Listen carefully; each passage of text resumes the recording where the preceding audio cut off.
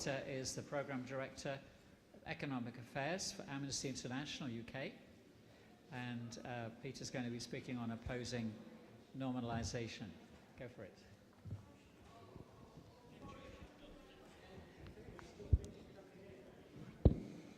Good afternoon, everyone, and greetings from Amnesty International. Many thanks to ICAHD for bringing us all together and for the inspirational and indefatigable work that you've all been doing over the years. The issue that I want to address is how can we counter normalisation of UK-Israel relations in the economic sphere?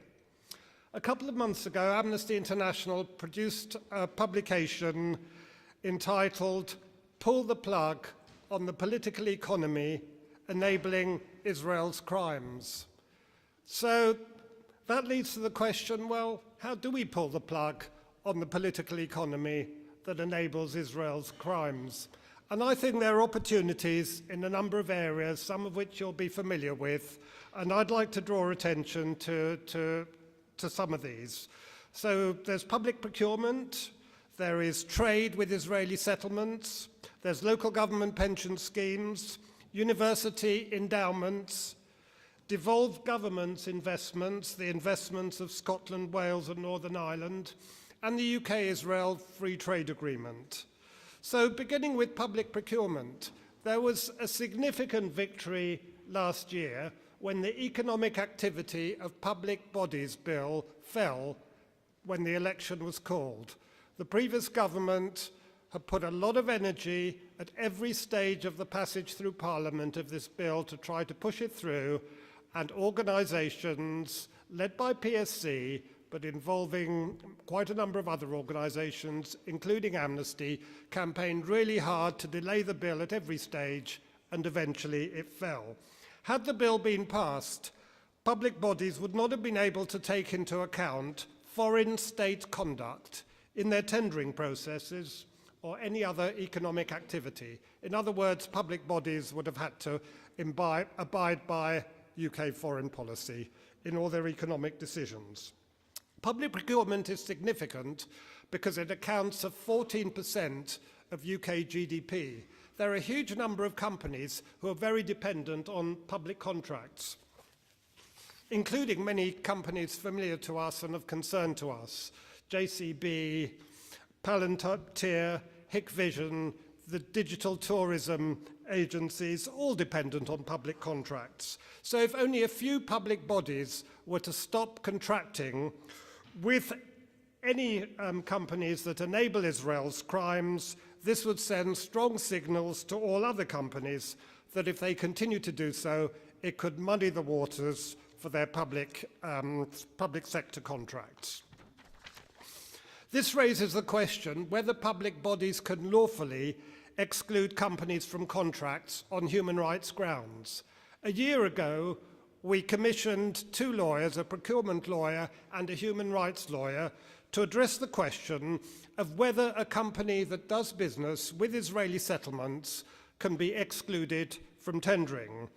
And what they said was that there's no human rights hook within the applicable law, which is the Procurement Act 2023. However, there is one discretionary hook that could be used in these cases, and that is professional misconduct.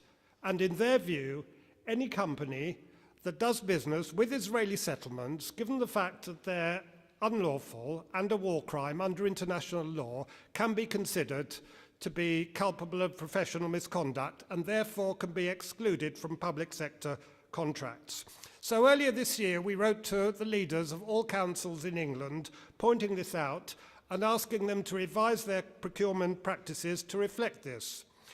And we've mobilised activists to lobby their councils around this, and my colleague Amika is here from our community organising team, who's been lobbying activists around this and other issues. It's a very slow process because councils, as you can imagine, are risk averse. They know that they might get legal challenges and they don't want to spend public money defending a case that might take years to achieve an outcome which will be uncertain. But nevertheless, that's a fertile area of ground for all of us to push on. The next issue is trade with Israeli settlements. In the current context of genocide and the ICJ's advisory opinion of July last year that the occupation itself is illegal and that third states shouldn't be doing anything to reinforce an illegal situation, it would seem to be very low-hanging fruit to get the UK government to ban all trade with settlements. This has been happening elsewhere. In August, the government of Slovenia instructed ministries to prepare legislation banning imports from Israeli settlements. In Ireland, there's the Occupied Territories Bill that's going through Parliament. The government has published legislation which aims to prohibit the importation of goods originating from settlements, and the Irish Parliamentary Committee on Foreign Affairs and Trade has recommended that the bill be extended to include also to prohibit trade in services as well as goods. Similar legislative proposals have been put forward in several other EU member states, including Belgium, Finland and Portugal.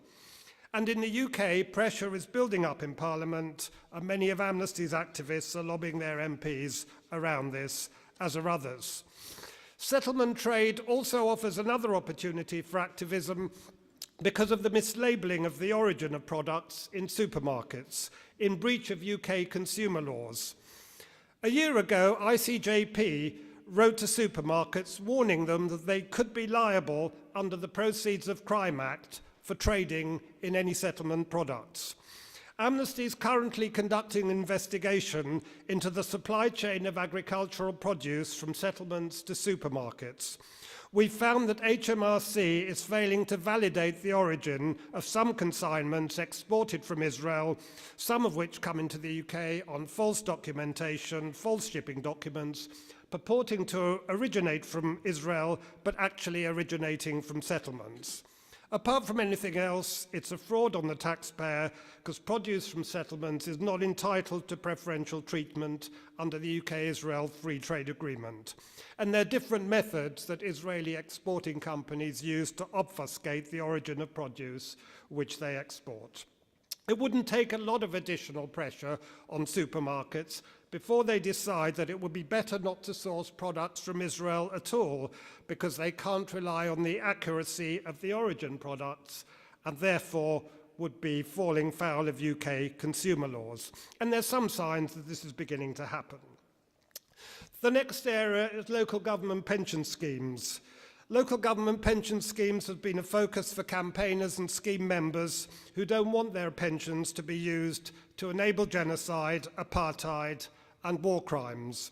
This is an area of campaigning that PSC has been developing. They've sent a legal notice to every council in England and Wales administering a local pension scheme, outlining that they're under a legal obligation to take steps to divest from companies enabling and profiting from Israel's genocide, military occupation, and apartheid against Palestinians. Some of Amnesty's activists have been lobbying their local authority pension funds, particularly in Wales. Progress is slow here for a number of reasons. Even when a local authority passes a resolution in favour of divestment, as some have, there's a long process before this actually happens. Trustees of pension funds have a fiduciary duty to their members, and that means that they can't ignore the financial implications of switching investments. And as we know, arms companies and other companies that are part of the military-industrial complex have been doing very well, as they always do at times of conflict.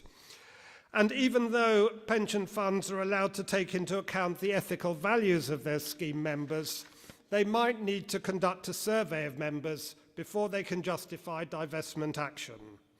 In addition to this, there's a growing tendency for local authorities to pool the management of their funds with other local authorities, and that's a move that's been encouraged by the government. This reduces democratic accountability to scheme members and puts even more power in the hands of fund managers, the Avivas, Legal & Generals, Allianz, BlackRock, that are wedded to maintaining the status quo. It's really important that local government pension schemes resist proposed government reforms that would remove responsibility for the implementation of investment strategy, including choice of asset allocation and investment manager, to pooled funds. because that would make it much more difficult for any scheme members to have their voices heard, to ensure their funds are not invested in a way that contributes to human rights violations or climate destruction. A fourth area are university endowments. There's been growing activity by students on the endowments of their universities, how those endowments are invested. And those endowments are huge. LSE's is £480 million under investment. If we look at all the universities in the UK, we're probably talking about more than £50 billion of investment. Last year, students at LSE, supported by academics, produced a report, Assets in Apartheid, setting out LSE's complicity through its investments in genocide of the Palestinian people, in the arms trade, and in climate breakdown. The report identified that more than £48 million of LSE's money was invested in 80 holdings in 53 companies that are involved in crimes against the Palestinian people. Since then, other universities have come under pressure as to how their endowments are invested.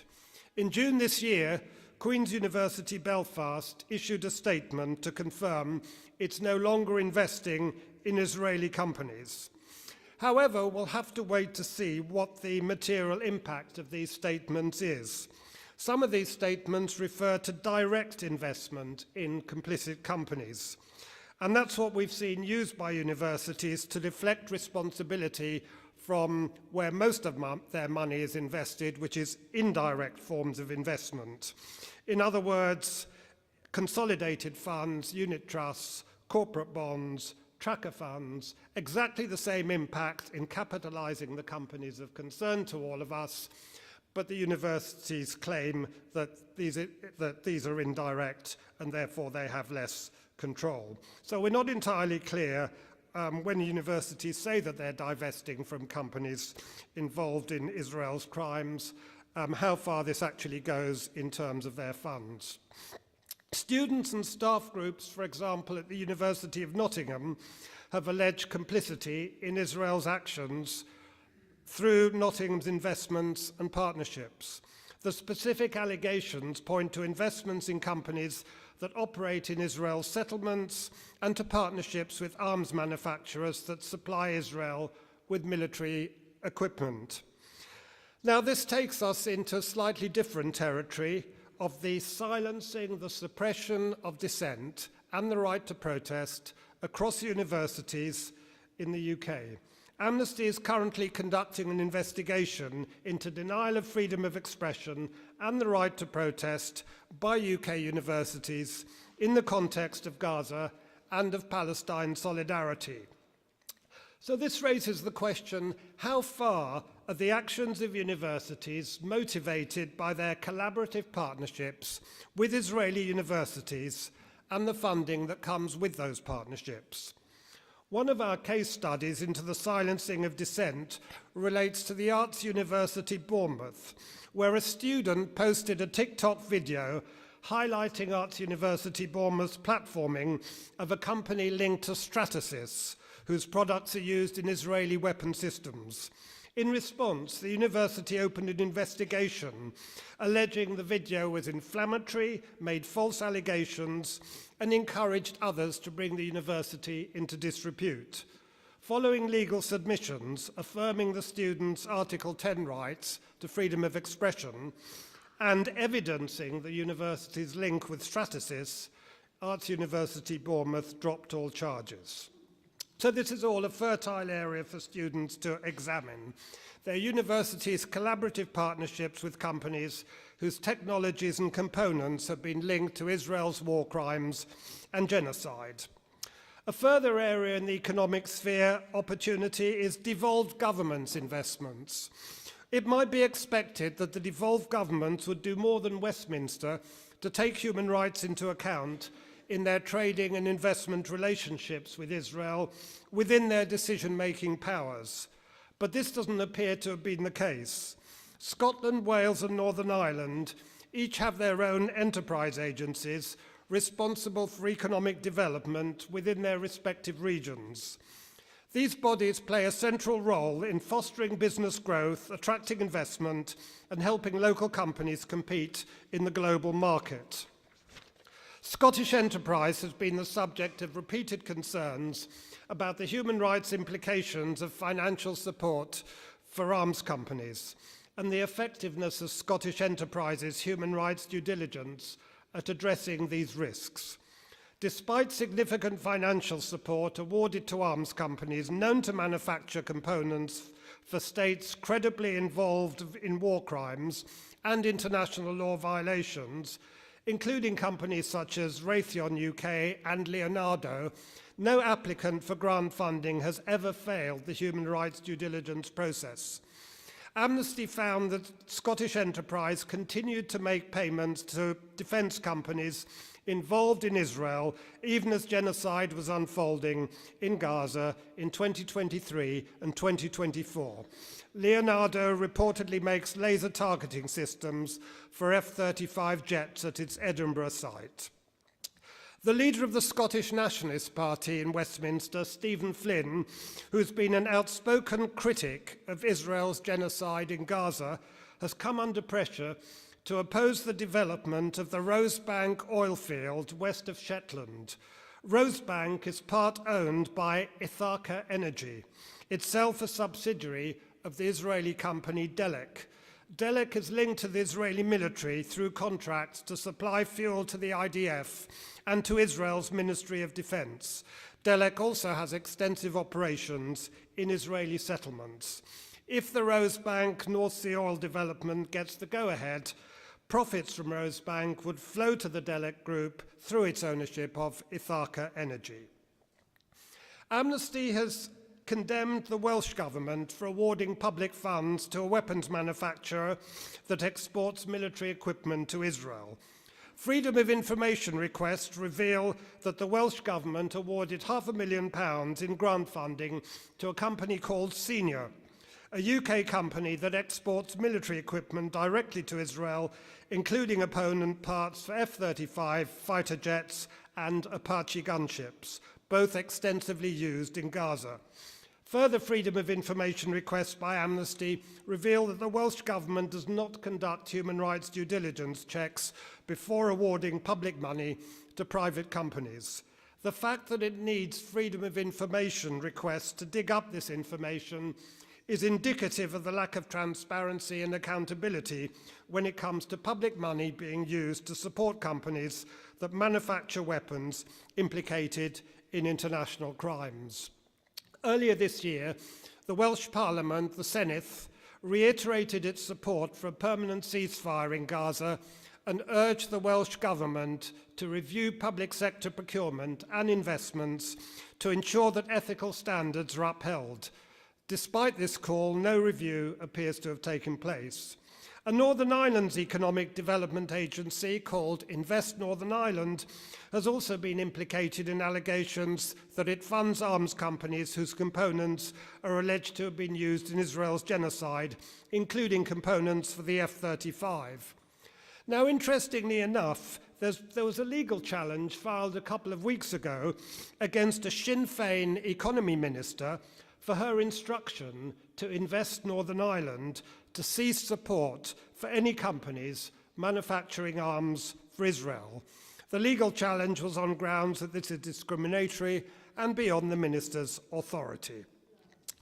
The final area where there are opportunities is the UK-Israel Free Trade Agreement. The UK announced in May this year that it was suspending negotiations with Israel on a new free trade agreement because of Israel's conduct in Gaza. But the UK still has an existing free trade agreement with Israel, which it hasn't suspended and should have done in light of Israel's genocide, in light of its system of apartheid, and in light of the ICJ's advisory opinion of July 2024 calling on all states to end trade and investment relations with Israel that entrench its unlawful occupation. The negotiations towards a new free trade agreement began in 2022, soon after the UK published its strategic approach document setting out its negotiating objectives. The most remarkable thing about the UK's negotiating objectives is that there's nothing in the section on territorial application about negotiating a geographical explicit territorial clause. The UK knows full well that Israel will interpret any agreement that doesn't contain a territorial clause as applying to the territories it occupied since 1967, because Israel's laws and policies assume sovereignty over the occupied territories. But UK has been very clear in its policies that the occupied territories are not part of Israel.